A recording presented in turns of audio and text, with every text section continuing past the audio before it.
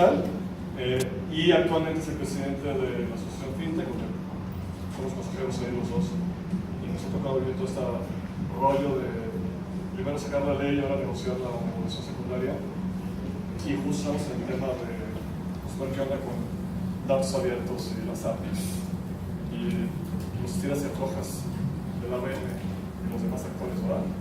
Entonces, pues bueno, bienvenidos ustedes. Yo le voy a estar haciendo unas preguntas y voy a abrir al final 10-15 minutos para que nos ayuden ustedes con preguntas. Y bueno, soy el director y fundador de Cubo Financiero. Y empezaría, hace unos años, cuando empezó esta administración, por ahí del año 2, surgió el tema de si se hacía una ley fintech en México, y logramos convencer al secretario de Hacienda, que era Videgaray, y a Narciso, que era el subsecretario, que sí valía la pena que era una ley fintech. Y entonces estamos en todo un proceso de la ley, y hubo distintas versiones de esto, y salió una ley muy simple de 3 páginas, o una ley que tenemos ahorita que se conoce como 200 y tantos artículos. La verdad tenía que estar en 200, no en 3 páginas. Pero empezó todo ese tema de México va a tener una ley fintech que ya es una realidad. Un tema clave que nos tocó vivir a nosotros allá adentro, que hoy se llaman Open Banking o los datos abiertos, fue la discusión de quién es el dueño de la información. Nosotros como emprendedores traíamos de origen decir, oigan, hay que meter un capítulo alrededor de estas APIs que van a permitir consultar la información, y entonces pues empezaron los pelos de punta de los incumbentes del sector formal diciendo no, o sea, no podemos abrir la información, esto va a ser un peligro, yo soy el dueño de la información. Y Babax, el de Clip, llegó un día y dijo, pues imagínense que yo fui a hacer un análisis y el güey de los laboratorios del Chopo me dice, pues si ya te hice el análisis, pues el análisis es mío, y si lo quieres, pues dile a tu doctor que me lo pague, porque no, yo te hice el análisis, o sea, tú nomás pues me prestaste tu sangre para hacer esto y nomás te digo si tienes o no bichitos, pero el análisis es mío. Entonces, la verdad, entramos en el proceso y la COFESE entró al kit y se pronunció, y entonces se logró hacer, no le llaman datos esenciales o ¿cómo se termina? Información, pero sí dijo algo así, insumos, pero dijo que era un insumo estratégico. Y entonces, bueno, ya es un hecho. Se cambió el paradigma, no lo dice expresamente la ley, pero se cambió el paradigma.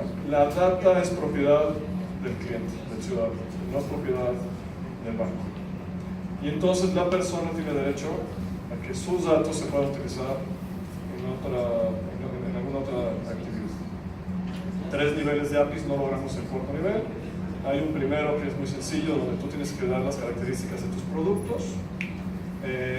Y eso va a permitir que páginas carguen esta información y hagan comparadores y cotizaciones. No recuerdo si les vienen las sucursales. Y las ATMs. Que es para dónde está la distribución, digamos, los canales de distribución y los productos. La capa 2 son datos agregados comerciales, valor total de la cartera, de los depósitos, para poder generar estadística, digo que más académica, y de repente pues, ciertas tendencias de crecimiento y le quitas a la bancaria. Y la 3 es la clave, cómo una persona como tal le da permiso a una entidad financiera para utilizar esta data. Entonces es donde va a venir la gran revolución de competencia en precio, servicio, etc. Entonces, bueno, Paco, tú estuviste al lado de la banca, pasaste por Banco de México, creo que te ni se imaginaba que tuviera tecnología para hacer cosas de estas, ¿no? Después crear inventar el SPAY. El antecedente no se más pego. Así es. Era una señal de humor. FIRA, Bancaol, ahora estamos metidos en esto. A ver, tú desde iniciativa privada, ¿qué estás viendo en el tema de las APIs? Y pues también estamos negociando con la ABM, ¿no? Por favor, de los tipos. Bueno, yo creo que, a ver, la introducción que hiciste yo creo que es muy clara, y si quieres, digo, más adelante según la discusión vamos a, porque hiciste una descripción de los datos que hay, y digamos, hay muchas aristas y implicaciones de cada uno de los temas de los datos, ¿no? A ver, yo creo que, digamos, como principio general, me parece que, pues, a lo que tú apuntas, yo creo que dos temas muy importantes. La primera es ese reconocimiento de que la información es del usuario del servicio financiero y no de la institución, tal cual lo que tú dijiste. O sea, yo frecuentemente uso ejemplo que es como el expediente médico, es el expediente financiero, y yo creo que la mejor manera como está verbalizado, que es en Australia, es que la data es propiedad del usuario y tiene el derecho a monetizarlo. O sea, es decir, en esta discusión de que quién es el dueño y qué pueden hacer con tu data y cómo la pueden vender, etc., esto empodera al usuario a poder vender, entre comillas, su data, monetizarla. Entonces yo creo que es muy importante. Ahora, la segunda cosa que me parece que es muy relevante, y desde un punto de vista de entorno, es que en esta administración que está finalizando, a principios de la administración, si ustedes se acuerdan, se hizo una reforma financiera. Reforma financiera que en realidad, digamos, tenía de manera nominal un propósito de generar mayor competencia y mayor inclusión. En realidad, digamos, ciertamente fue una reforma mucho más regulatoria y de control que no necesariamente, digamos, que tuviera de nuestro caso. Yo digo que esta es la verdadera reforma financiera, porque es la que verdaderamente, uno, incluye esto que decía yo de la propiedad de los datos, y número dos, incluye la posibilidad de competencia real entre todo el sector financiero y todos los actores. Y claramente mucho esto está visto y lo hemos discutido en el tema de la industria fintech, como estos challenges, pero también uno de los grandes beneficiarios de esta competencia es también la banca, los bancos pequeños, medianos y también los grandes, o sea, porque finalmente el tema de esos datos abiertos pues permite mayor competencia, permite reducir los costos de adquisición de los clientes, permite reducir la fricción de los clientes de poder cambiarse de bancos y finalmente obtener mejores resultados. Entonces yo creo que esto es esta es la reforma financiera de veras. Desde el punto de vista del sector privado, yo diría de la banca, otra vez, ahí ciertamente hay posiciones diferentes. Como yo digo, los bancos medianos y pequeños son los más beneficiados, porque finalmente pueden obtener clientes. Hay, por ejemplo, un estudio que hizo el Banco de México en el año 2015, si mal no recuerdo, sobre competencia en el préstamo a las pymes. Y digamos, la gran conclusión es que además, a pesar de que había más bancos y SOFOMES y más instrumentos de crédito, pues en realidad no crecía como se esperaba, y la gran conclusión es que tenían una ventaja los bancos grandes de red porque tenían la información. Y esto en realidad pues lo que viene es a cambiar ese entorno, y que finalmente la existencia de más intermediarios financieros ahora sí puede concretarse en una mayor competencia. ¿Cuáles son los retos y los niveles de discusión? Como tú mencionaste, en los temas, y yo voy a poner, digamos, dos puntos muy claros, ¿no? Hay algunos temas que ya empezamos a discutir con la banca, que son los estándares de conexión y los estándares de cómo dar el consentimiento. Hay todo un tema sobre en torno a cómo se debería dar el consentimiento, y sobre todo que eso, digamos, ya llegamos un poco al acuerdo de cómo el tema que potencialmente la ley te da es una dimensión adicional de que el alcance del consentimiento, ¿no? Y hay un poco de detalles si es total, si es sobre todos los productos, si debería ser por un tiempo determinado, porque finalmente es revocable, etc. El otro tema, que es la data agregada, es uno de los grandes temas de discusión, porque finalmente, aunque la regla dice que la data agregada o la información estadística no se necesita consentimiento, y es aquella que no permite identificar a un cliente en particular, lo que también es una realidad es que si lo llevas al extremo y haces cualquier tipo de query, pues tú podrías llegar a tener análisis muy preciso de mercados o segmentos y de estrategias de negocio de algunos participantes. Esto inclusive es un tema relevante que hemos empezado, relevantes, y además esta discusión de información estratégica de mercado. También lo que hay que reconocer todos los que estamos en el ecosistema y que vamos a participar en el ecosistema de Apple es que es una calle de dos sentidos. Es recíproco. Es recíproco. Entonces, si tú pides que el otro tenga una cosa así, tú también te la pueden pedir igual, y entonces tienes que estar preparado, y eso puede generar costos muy, muy importantes. Tan es así que esto, por ejemplo, en Australia se decidió que se excluye totalmente del tema, o sea, la data agregada del tema de las APIs. O sea, eso fue la gran conclusión, precisamente por esto, de que si tú tenías la capacidad de tener acceso a la data, digamos, granular con el consentimiento del cliente, pues ya sería tu responsabilidad luego de tener suficientes, o sea, llegarte a suficiente información, de que tienes suficientes clientes que te den la autorización para consultar y en consecuencia hacer esas estadísticas. Un poco para empezar. Daniel, a ver, México es el primer país de la región que obliga a que todo el sistema financiero tenga estas APIs. Por lo mismo, Compartamos va a tener que tener las APIs, Bancomer, Banamex, y la pequeña caja de ahorro o la Sofipo, la compañía de seguros, o aquí Sofomes, ¿cómo se llama? Que estén otorgando servicios financieros. Entonces, es una vía de ida y vuelta. Tú has visto desde la firma, o sea, ya hay experimentos de bancos con APIs. Ahora, platícanos, no es lo mismo estar obligado a las APIs, como ya tiene la legislación mexicana, que es el nuevo escenario, pero tú has visto bancos ya en la región que han abierto APIs. Por ejemplo, aquí Bancomer tiene algunas APIs abiertas, ¿no? Pero no es lo mismo esas APIs en las que va a tener que tener en función de esta ley. Has visto en la región en algunos casos. Platícanos cómo has visto la experiencia, dificultades que han tenido. Y ahora, me gustaría, pues aquí la mayoría son emprendedores, tienen empresas que se van a querer conectar al sistema para usar esa información y prestar servicios. Entonces, conectarlo un poco con esta lógica de cómo están las experiencias, cómo van viendo la. Porque hay un tema importante, ¿no? No sé si aquí hay de estos, pero hoy en México hay muchas cosas que están haciendo scrapping. Entonces, pues, sí, dame tu token y yo voy a la página del banco. Eso hoy ya está prohibido, de hecho.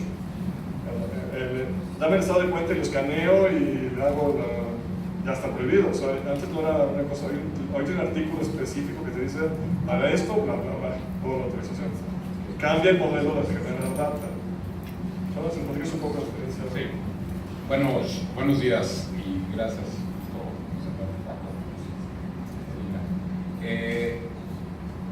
Antes de ir a la pregunta, déjenme saludarlos y decirles una cosa.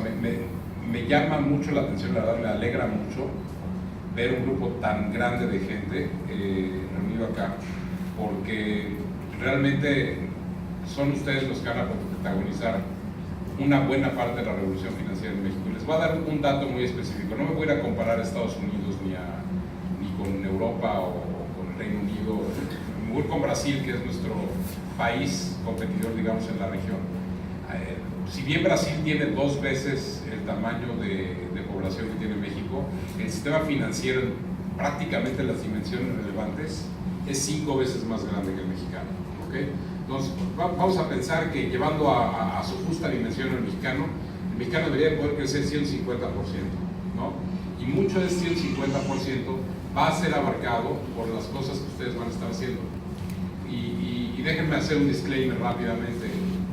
La actividad, lo que me ocupa el 95% de mi tiempo y de la gente que trabaja conmigo, es la banca, digamos, institucional, ¿no? Los grandes bancos que conocemos. Entonces, nos debemos a ellos. Habiendo dicho eso, creo que la labor de las fintechs va a ser muy importante para coadyuvar y complementar el desarrollo que está promoviendo la banca, ¿no? ¿Por qué?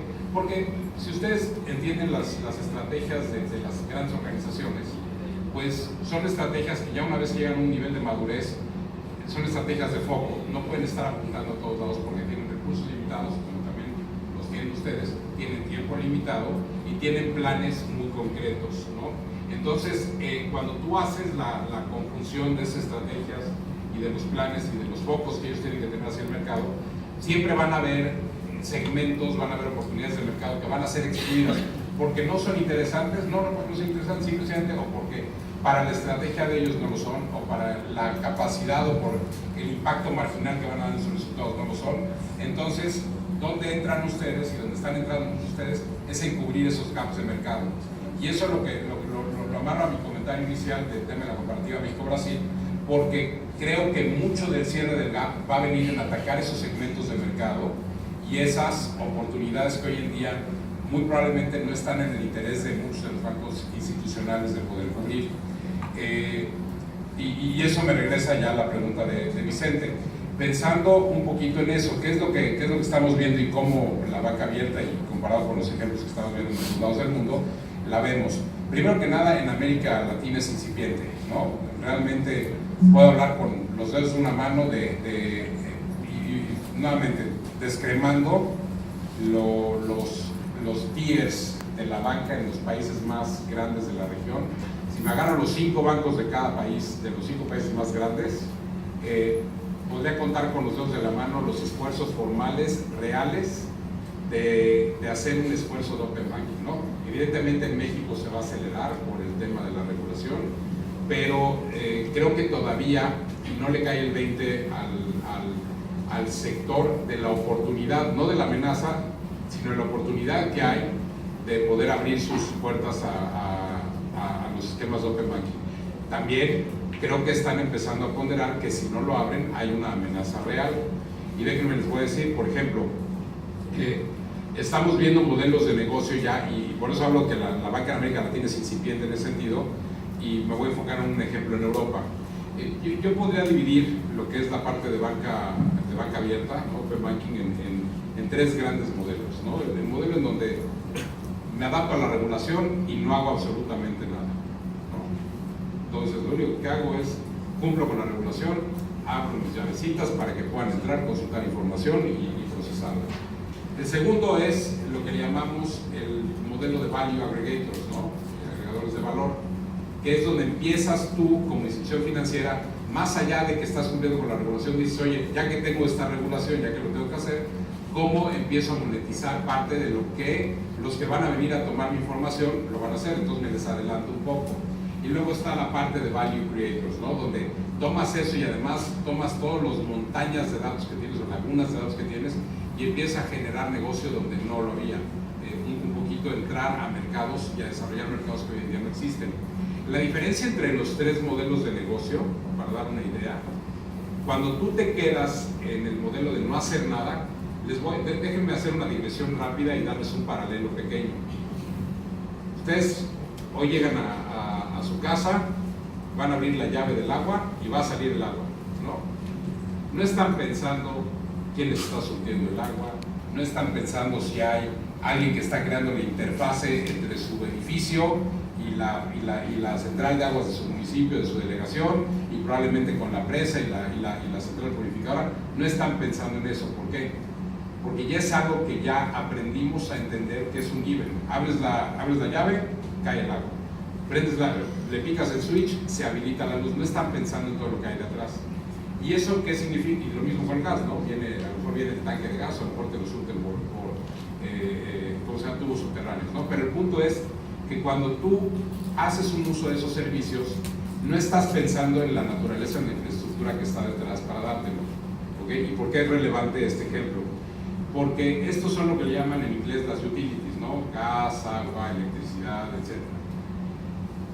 Si tú eres un banco que no se dedica a empezar a ser parte de un ecosistema, te vuelves en un gran proveedor de infraestructura.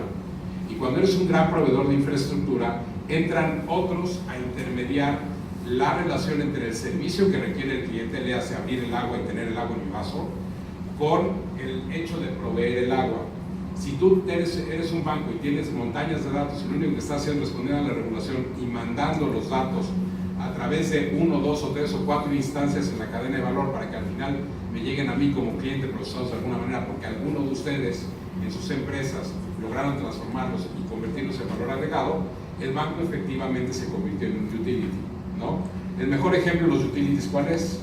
De empresas que están viendo modelos de negocio atacados por utilities, ¿cuál se les ocurre que es? En momentos anteriores $1, ¿no? Y luego ya bajaron a $0.50, a 25 centavos. En México empezaban creo que en 4 pesos o 3, yo no me acuerdo en cuánto, y hoy en día ya el SMS prácticamente ya quien lo usa, y si lo usas ya no te lo cobran. ¿Por qué? Porque lo que pasó es que toda la infraestructura y toda la base de utility que tiene la telefónica, lo empiezas a tomar, lo usas y le pones una capa en medio, que hoy en día se llama WhatsApp o Messenger, lo que ustedes quieran, y estás teniendo un servicio gratis, y la manera en que los servicios intermedios ganan lana es monetizando la información que va y viene y aprovechando para colgarte algo para que te lo vendan, ¿no? Lo mismo puede llegar a pasar en la banca, y esto es importante porque si tú te conviertes en un utility, tú puedes ver hasta el 30% de tus ingresos afectados por solamente responder a la regulación. ¿Ok? Entonces fíjense lo que estoy diciendo. Si eres un utility y eres un banco que ganas 100 pesos, en el mediano o largo plazo, si no haces nada respecto al tema de Open Banking, muy probablemente vas a ver que bajo la misma base de clientes y actividad, esos 100 se te van a convertir en 70. ¿Ok? Sin embargo, si empiezas a moverte en la cadena de valor, de nada más ser responsivo, a ser un agregador o a ser un creador, eso se convierte en un surplus de hasta 20% y en algunos casos hasta en un 50% en ciertos aspectos del negocio. ¿Ok? Entonces, fíjate nada más la diferencia que hay. De no hacer nada a hacer, radica 50% de la actividad, 30 más 20 o 30 más 20 y algo más. Entonces, es lo que estamos viendo ya con casos prácticos en algunos lugares de Europa, donde han empezado, o se adelantaron un poquito a la ley de PSD2 para poder empezar a adelantarse porque le dieron futuro a esto. Porque dicen, oye, ya se los voy a dar a no sé cuántas hordas de fintechs que van a venir y van a pedir los datos. Pues más vale que yo más bien me ponga en ese mood y empiece a ver qué hago con esa información y cómo puedo generar nuevos modelos de negocio. Porque si no me van a comer mandado, me va a pasar lo mismo que a las telefónicas, o me va a pasar lo mismo que antes le pasó a las empresas que se dedicaban a filtrar, distribuir, procesar agua o electricidad, etcétera, que eran grandes cadenas de distribución y que eventualmente se fueron cortando para volverse muy doctos en lo que es a nivel granular lo que hacen bien, que es producir electricidad o generar electricidad, acumular y purificar agua o la parte de distribución de gas, ¿no? Entonces, ¿qué es lo que hace Open Banking? Que Open Banking efectivamente va a ayudar a desarticular algunas de las cadenas de valor de la industria financiera que hoy en día están muy integradas en uno o en un par de actores. Y eso es una oportunidad para ustedes, pero también es una oportunidad gigante para la banca, ¿no? Gracias. Pues bueno, te toca, ya estamos en el cierre del gobierno. Este gobierno sí empezó con esta área interna de la presidencia de gobierno abierto. Estuvieron involucrados en el proceso de la ley. ¿Qué legado van a dejar? ¿Cómo ves? O sea, aquí ya tenemos, digamos, datos abiertos a nivel del sector financiero. Ojalá y tuviéramos datos abiertos a nivel del gobierno, por ejemplo. Multas, por ejemplo, pueden servir para modelos de riesgo, pago de servicios públicos, o sea, muchas cosas allá atrás. ¿Qué legado ves? O a lo mejor no hay nada. Entonces, ya nos contó ahorita que no hay un punto de enlace con la nueva administración, todavía falta muchas semanas, ¿no? Pero, o sea, ¿cómo ves? A ver, ¿qué te gustaría dejarles? Que abran el cajón, quien llegue, abran y digan plan de acción para que toda esta bola de emprendedores hagamos adelante con esta nota abierta del gobierno. Pues realmente creo que es súper valioso. Creo que algunos de ustedes, dentro de datos abiertos, lo más reciente, justo en el contexto de la ley FinTech, la reciente aprobación, desarrollamos un proyecto piloto justo para evaluar e implementar el estándar de datos abiertos bancarios de Reino Unido aquí en México.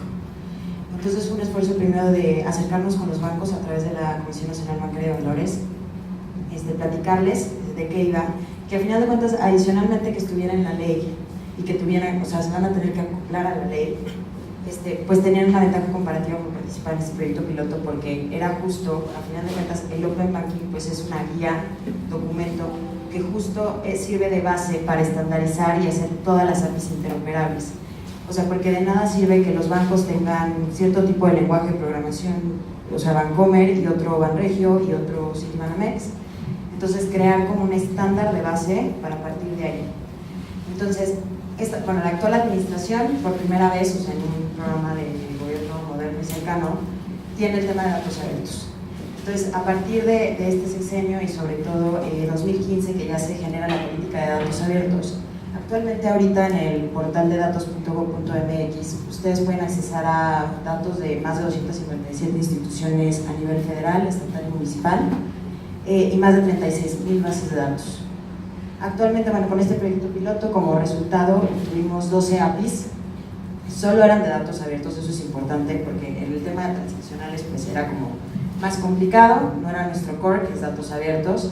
Entonces, bueno, logramos 12 APIs de 4 bancos de los más importantes en México. Fue un tema al interior de las instituciones de sensibilizar y también de justo como cómo empieza a funcionar la innovación dentro de estos grandes bancos, porque era como muy complicado y eso lo podemos escalar a cualquier reto de datos abiertos en cualquier institución. El tema de descentralización de la información, quién es el dueño de la información, dónde está digitalizada, no está en libros, entonces la tengo que digitalizar. Entonces sí se vuelve también una oportunidad para los bancos de optimizar todos sus servicios, sus datos, y también pues ellos generar como áreas de, bueno, no, más bien identificar áreas de oportunidad y generar nuevos mercados al interior, nuevas soluciones dentro de sus instituciones, y también a todas las fintechs y los emprendedores que están fuera, y que justo los datos abiertos sirven de insumo para que ustedes desarrollen nuevas soluciones al mercado. Entonces, creo que se ha hecho muchísimo esfuerzo a lo largo de estos últimos años en posicionar la política de datos abiertos. Lo que nos falta es un poco comunicar, o sea, el gobierno, creo que somos muy malos comunicando lo que estamos haciendo, y sobre todo lo que estamos haciendo bien. Entonces, o sea, yo os invito pues a toda la gente, o sea, porque fuera de que nosotros le demos continuidad y que haya como ya una inercia de estos esfuerzos que se han hecho a lo largo de estos años, ahora toca a la sociedad civil, a los emprendedores, justo como pedirle al nuevo gobierno que pues promueva esta clase de apertura, ¿no? O sea, porque bueno, gobierno abierto pues no nada más es, los datos abiertos como tal es una herramienta. El gobierno abierto es todo un esquema de gobernanza que utiliza los datos abiertos para que todo funcione de mejor forma, los recursos públicos sean eficientados y todo sea más transparente. O sea, los datos abiertos no nada más es un tema de transparencia, es un tema también de utilizar la información que hay. O sea, por ejemplo, ¿cuánto cuesta moverme de una ciudad a otra? Esa información que van a encontrar en el portal. No sé, ahorita por ejemplo las APIs de datos bancarios no las hacemos públicas porque bueno, no hay todavía leyes secundarias. Estamos trabajando con la CNBV justo de recomendaciones para la ley secundaria en este tema de desarrollo de APIs. Bueno, que las APIs pues nada más permiten de una forma segura compartir datos, en este caso abiertos, que son productos y servicios, como decía Vicente al principio. Entonces, creo que, bueno, si bien ya se hizo una gran labor a lo largo de estos años y ahorita estamos tratando de terminar de implementar el proyecto piloto, será ya parte de ustedes como emprendedores, como sector empresarial privado y también la sociedad civil quien empuje estos esfuerzos y le dé continuidad. Porque los datos abiertos, pues son datos abiertos, es lo más, digamos, fácil. Los transaccionales va a ser un tema. O sea, por ejemplo, lo que pasó en Reino Unido fue que no se comunicó de manera adecuada lo que estaba sucediendo en la implementación y regulación. Entonces sí hubo como ciertos periodicazos o sea, como alertando a la población acerca del uso de sus datos. Entonces creo que el gobierno tiene una gran misión de estar comunicando y tener un canal de comunicación directa con los emprendedores, con la población en general, de quién va a utilizar sus datos, cómo deben utilizar y ustedes qué están aprobando en cada término y condición que en su momento se vaya a dar por un tercero aprobado por las comisiones reguladoras. Entonces creo que bueno, es una misión que les toca ya al resto. O sea, las cosas se realizaron, obviamente va a haber un tema de concientización al gobierno que viene, sin embargo creo que ustedes deben de exigir, o sea, aquí se quedó, hay que darle continuidad porque esto es importante para el desarrollo económico del país, no nada más para el sector fintech, porque bueno, a final de cuentas datos abiertos pues, tienen un impacto a nivel transversal en todos los sectores de la economía. ¿Cuánto tiempo nos queda? Los demás channeles por ahí. Bueno, vamos a ver cosas un poco más. ¿Quiénes acá están en la empresa? Levanten la mano que van a usar data APIs y cosas en esto. Se ven ahora sí, para que nos demos una idea de. Los demás manches por Bueno, vayan empezando por favor preguntas. A ver, vamos a la parte práctica, ¿no? Sí, digo, a ver, entonces, Paco, ¿qué? Bueno, yo voy a hacer un paréntesis. Esto tenía que estar hasta dentro de 2 años. Pero la bancaria, cuando sacan una ley, siempre hay una cosa que le llaman artículos transitorios, porque ahí se dan tiempos la autoridad para cumplir cosas. Entonces, en teoría, primero iban a estar los requisitos para crear empresas de tecnología financiera, y luego los requisitos de no sé qué, y la contabilidad. Y hasta el final, la SAPS decidió, que nos parece muy bien, la bancaria, adelantar este proceso y tratar de que termine el gobierno estén todas las reglas ya publicadas, para no se fuera a quedar esto en el limbo. Eso significa que tendremos la obligación antes de tiempo, de lo que muchos habían imaginado, de llevarlas a cabo. Bueno, no sé si a menos que haya un transitorio que te diga, bueno, estas son las reglas y ahí dentro de 2 años tendrás para acabar, no sé, eso lo sabemos. Bueno, hay parte de la respuesta, o sea, a ver, elaborando, ¿no? O sea, hay un deadline para venir las reglas, que en realidad pues hoy son virtualmente 18 meses, ya pasaron, eran 24 meses cuando se aprobó la ley. Y luego la regla también transitoria dice que cuando se emita y entra en vigor esa, se tiene 1 año de implementación, o sea, para estar obligado, ¿no? Digo, eso porque efectivamente hay una intención de dilatar el proceso. La ABM está de acuerdo.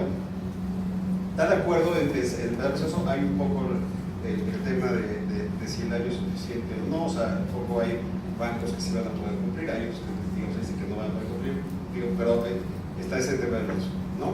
Entonces, ¿cuáles son las discusiones con la banca? Un poco, digamos, ¿dónde son los temas que hay que ponerse de acuerdo rápidamente, ¿no? Uno, en el tema obviamente de datos abiertos, no hay nada que discutir. En el tema de datos agregados sí hay una discusión, que es un poco lo que yo les decía, que, o sea, como es un tema de 2 vías,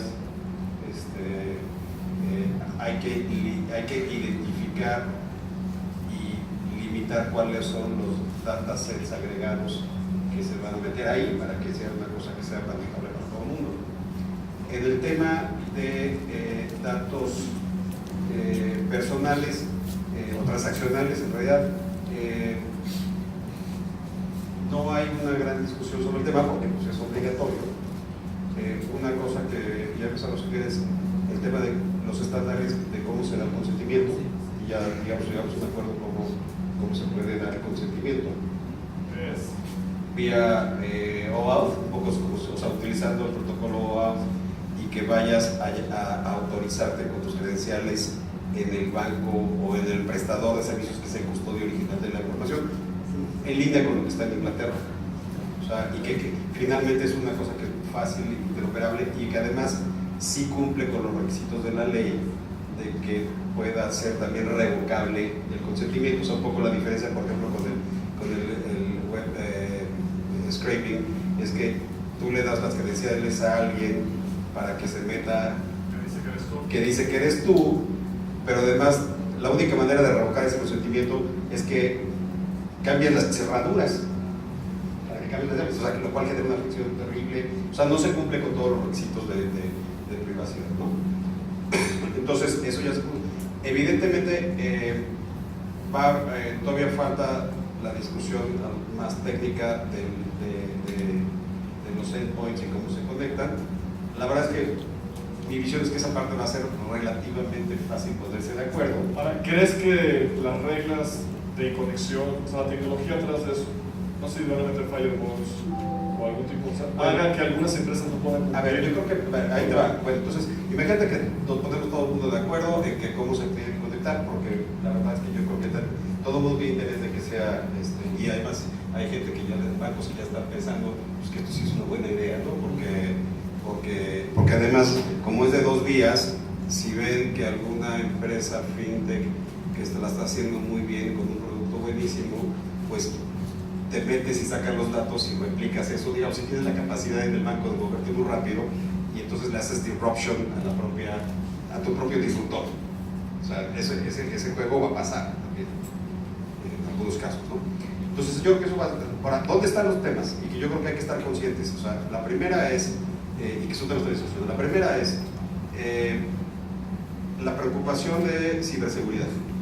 O sea, hay un tema que la banca ha puesto en la mesa y que la verdad es que viéndolo objetivamente, pues es un punto, es que sí quieren que los estándares de seguridad que tengan los que se conecten a las APIs sean suficientemente robustos, y el argumento es que deben estar sujetos a la misma regulación que nosotros, porque también es de dos vías, ¿no? Entonces yo creo que es un tema de vulnerabilidad, y eso yo creo que es un tema que todos los que se vayan a meter en este juego tienen que estar conscientes que los requerimientos que se van a pedir, porque además, por cierto, para entrar a juegos de las APIs hay que pedir una autoridad, pedir y obtener una autorización de la comisión supervisora que corresponda para que te deje entrar al juego, y parte de eso van a emitir determinados estándares que sin duda van a estar con el tema no solamente de interoperabilidad sino de seguridad, pero pues, ese es un tema relevante.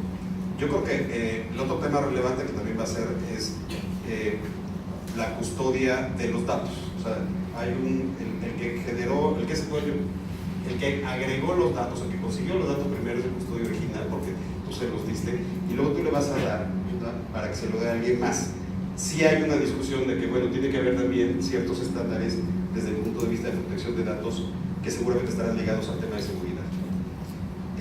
La tercera cosa que yo creo que es... Sí, porque yo bajé los datos, tú eres un banco, yo empresa jalo, pero esta empresa no puede jalar a través mío los datos que yo jale. Correcto. O sea, eso, cuidado. Correcto. O sea, y es un poco también la discusión, o sea, bueno, pero la regulación tiene que estar de tal manera, exacto, que no haya como un man in the middle, digamos, ahí, como un cuate que haga el fronting para llegar los datos a alguien que no está autorizado o que no le alcanza la regulación de custodia y de seguridad, ¿no? O sea, ese es uno de los temas. Luego está el tema que sin duda va a ser muy importante, que es los niveles de servicio. O sea, si la API de fulanito de tal siempre está o se tarda muchísimo el tiempo de respuesta. O sea, y eso ya entra en un tema de prácticas anticompetitivas. O sea, yo creo que uno de los temas más relevantes que sí se tiene que ver en la regulación y que tiene que tener la capacidad, la autoridad, es uno, de hacer una supervisión de eso, y dos, de tener dientes para hacer enforceability de niveles de servicio. Sí. A ver, déjame ir avanzando porque a ver, Daniel, pero al final yo creo que nos quedó muy pues, un ejemplo práctico. O sea, un par de ejemplos de cómo un banco metió 20, 30% más de ingreso en lugar de perder el 20 porque ya no era el dueño de las llaves y las bancos. Fundamentalmente, el caso concreto es un banco en el Reino Unido que lo que está haciendo es abrió la llave, pero lo que creó fue modelos de creación de valor. En otras palabras, empezó a hacer, en lugar de permitir que una empresa como Yodlee, bueno, ya no cómo se llama Yodlee, pero que vaya, que saca los datos del banco y que va y que saca los datos de otras entidades y que las agregue de alguna manera para poder dar un servicio diferencial, un servicio nuevo a un cliente. Lo que hicieron ellos fue empezar a ir no nada más a instituciones financieras, sino también a otras instituciones como aerolíneas, comercios de retail, etcétera, donde habitualmente el cliente tiene una relación documentada y digamos seguida con esas instituciones. Entonces lo que hace este banco es fundamentalmente toma los datos, los concentra en una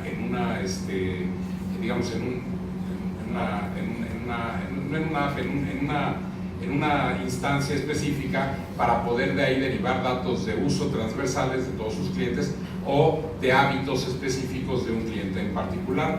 Y lo que eso sirve es, por ejemplo, hay un modelo ya en donde te dicen, oye, voy a agarrar y con todo esto ya puedo perfilar mejor tu nivel de riesgo de crédito. Entonces, pues con esto yo lo que puedo hacer es imputar una recomendación a buró de crédito y por esto yo voy a cobrarle dinero, ya sea y son ese tipo de modelos en donde de manera práctica tú empiezas a ver, oye, en lugar de que me coma el mandado una fintech, mejor me lo empiezo a comer yo, o empiezo a crear ecosistemas alrededor de la data de clientes para poder generar nuevos negocios donde antes no estaban.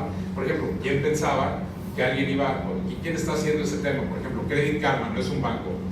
¿Todos conocen el caso de Credit Karma? No, vale la pena que lo vean, es muy interesante. Credit Karma, ¿qué es lo que hace? Pelean durante mucho tiempo por que les permitan tomar datos de las 3 calificadoras de crédito, TransUnion, Equifax y S&P, ¿no? Me parece, de TRW. Toman los datos, pelearon por mucho tiempo para que se los dieran. Los bancos eventualmente agarran y dicen, bueno, pues al final si ya están afuera y después de que TRW de Equifax fue la que tuvo el hack, etcétera, pues sabes qué, lo mismo da que estén acá o estén allá, les abren la llave. Y estos amigos ya tienen mucho tiempo, no es reciente, pero recientemente han empezado a crecer bastante. Credit Karma agarra todos los datos de una cuenta de banco mía, por ejemplo, de todos los préstamos que tengo, acumula, ve mi score, te regala el score, te dice, oye, fírmate a mi app, etcétera, etcétera, etcétera, y te voy a dar tu score gratis, ¿no? Entonces tú puedes entrar cuantas veces quieras a tu app a ver tu score, que por ejemplo hoy lo tienes que pagar con el buró, si fuera en México, ¿no? Y tú puedes ver ya con tu score visto, y ellos analizado te empiezan a dar mucho consejo alrededor de, oye, ¿qué cosas tienes que hacer? Simula, ¿qué pasa si de tus 3 tarjetas en esa tarjeta le bajas 30% al saldo? ¿Qué pasa si incrementas tu saldo general de todas tus cuentas en porcentajes del 3 o el 4% por mes? ¿Cómo se va impactando tu score? Y en función de lo que están viendo ellos, de los analytics alrededor de esto, toman tus datos y entonces se conectan con los bancos, y los bancos agarran y te dicen, oye, para un perfil de usuario como el tuyo hay estas 5 tarjetas de crédito que ya están precalificadas para ti, tómala y ahí mismo te firmas. Y los bancos les pagan en el orden de 60 a 100 dólares por originación de crédito. O sea, es un dineral, si se ponen a pensar. Y ese es un modelo en donde pues ya hay bancos que están empezando a tomar lo mismo. Tú te metes al portal de Bank of America, no de Bank of America, de Capital One, ¿es Capital One o Bank of America? Y ya puedes empezar a ver que ellos mismos te empiezan a dar tu score gratis, ¿no? No es Chase, perdón, no es Chase. Y también Capital One. Ya te dan tu score gratis. ¿Y pues eso qué impacto tiene? Que ya empiece el banco a decir, oye, si Credit Karma está haciendo 100, 150 dólares o 50 dólares de originación, pues más bien los hago yo, y empiezas a tomar todos estos temas de cara a poderte comer el mandado. Entonces, el esquema de lo que platicaba de UK es uno en donde vas más allá a crear ecosistemas de uso y de conocimiento de tu cliente para determinar varios servicios de valor agregado, como, oye, ¿cuál es tu siguiente crédito que te doy? ¿Qué tipo de perfil tienes tú como usuario? Yo agarro esos perfiles de lo que tienes, se los mando a una empresa y le digo, oye, este cuate o esta cuata son susceptibles de que tú les vendas A, B o C, en lugar de que lo haga una fintech o alguna otra empresa que intermedie la comunicación de datos, ¿no? Bueno, para entrar a preguntas, nada más, nosotros hicimos una propuesta loca cuando estábamos con la ley. Y yo, la verdad estaba muy loco, decíamos que nos den Open Data de telecomunicaciones. Hubiera sido muy bueno. Pero no, esa es la ley de telecomunicaciones, no le toca a la bancaria, pero porque hay modelos de crédito que, a partir de datos de las telefónicas. Que cierto tipo de empresas, por su tamaño, también deben estar obligadas a abrir data, o sea, las aerolíneas. A lo mejor Bingo, o sea, cuando tienes tantos changarros, o sea, hay datos que permiten tomar. Sí, o sea, hay empresas que por su tamaño, su relevancia, digamos, operativa, se llegaron a imaginar esto en el gobierno, el SAT, sí, ya casi bien.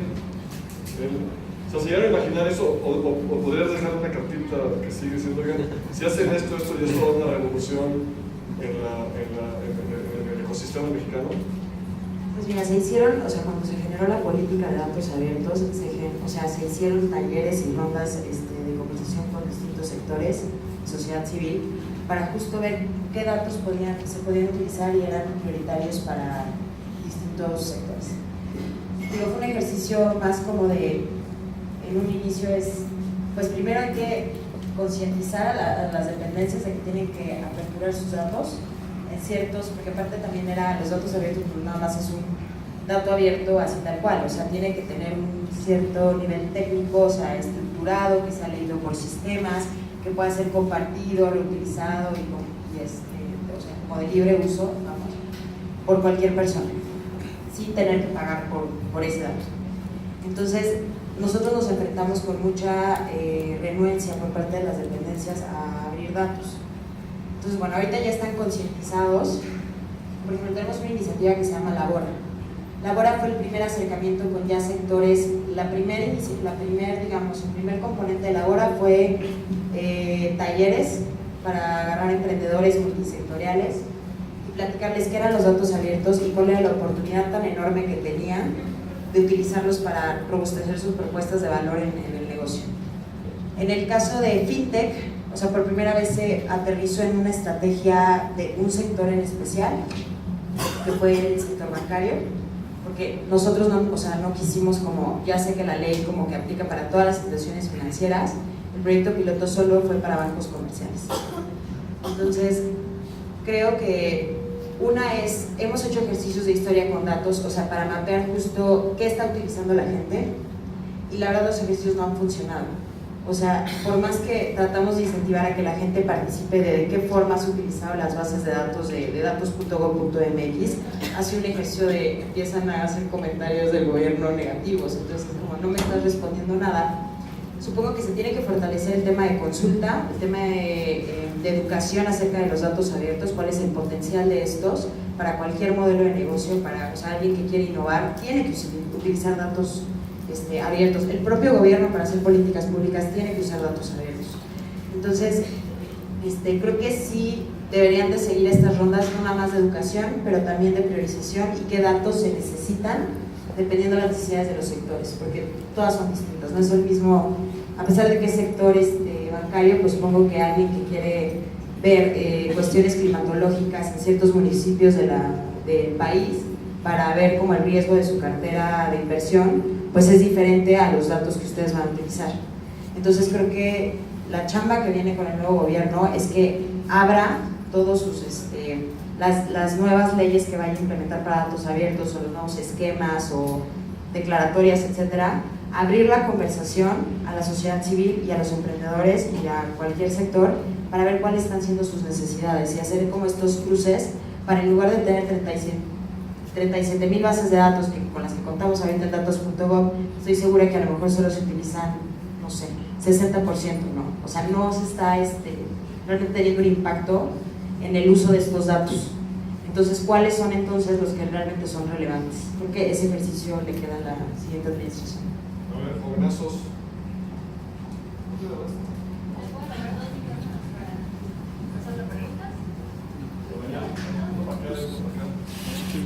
A ver,